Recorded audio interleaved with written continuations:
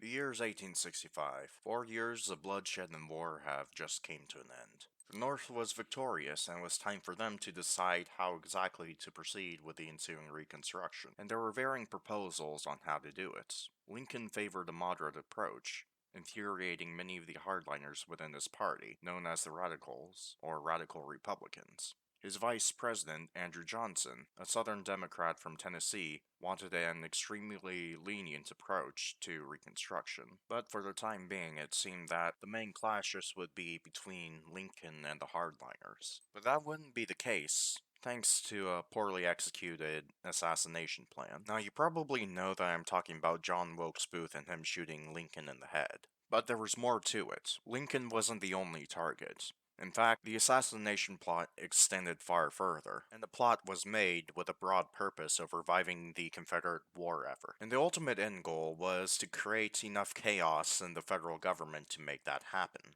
by upsetting the line of succession. The plot additionally extended to Secretary of State William Seward, General Ulysses S. Grant, and Vice President Andrew Johnson. Now, unlike today, where there's a entire line of succession going down all the way to Postmaster General, there wasn't much of an idea of how to respond if the president dies or the vice president dies. But regardless, only Booth was successful, and the other plots failed horribly.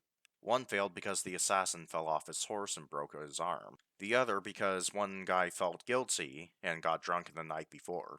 And the others I don't really remember. Now that Lincoln was out of the picture, the debates of Reconstruction would now be held between the Radical Republicans and Andrew Johnson, who, if you remembered, wanted to be extremely lenient on the seceding states. Now, 8 presidents after Lincoln died came a man named William McKinley. He ran up against the great commoner and advocate for free silver, William Jennings Bryan.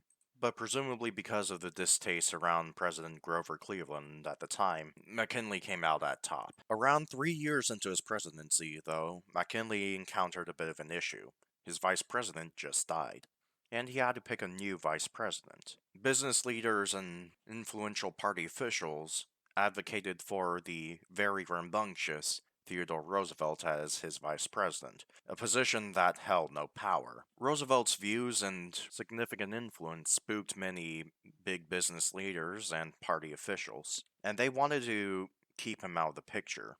However, this decision would come back to bite them, for McKinley was shot by an anarchist. And the next 7 years wouldn't exactly be kind for the big businesses that put Roosevelt in the vice presidency in the first place. However, Roosevelt's actions within office were likely far more limited than what they could have been, thanks to a new prototype of the conservative coalition that would come to influence Congress in his cousin's Franklin Delano Roosevelt's presidency. Fast forward about maybe 35 years later, and now Franklin Delano Roosevelt is presiding over and ending World War II. And he's serving in his third term. Something unprecedented for, well, all the US and all time. He was still immensely popular, but there was a lot of concerns over his age and health. And the fresh-faced Thomas Dewey, the young Republican governor of New York, was waging a hard-hitting campaign against him. However, this came to bite back at him, as Roosevelt never responded to the attacks made against him or his family. But once the attacks began to extend to Roosevelt's dog Fala, Roosevelt struck back in a speech addressing the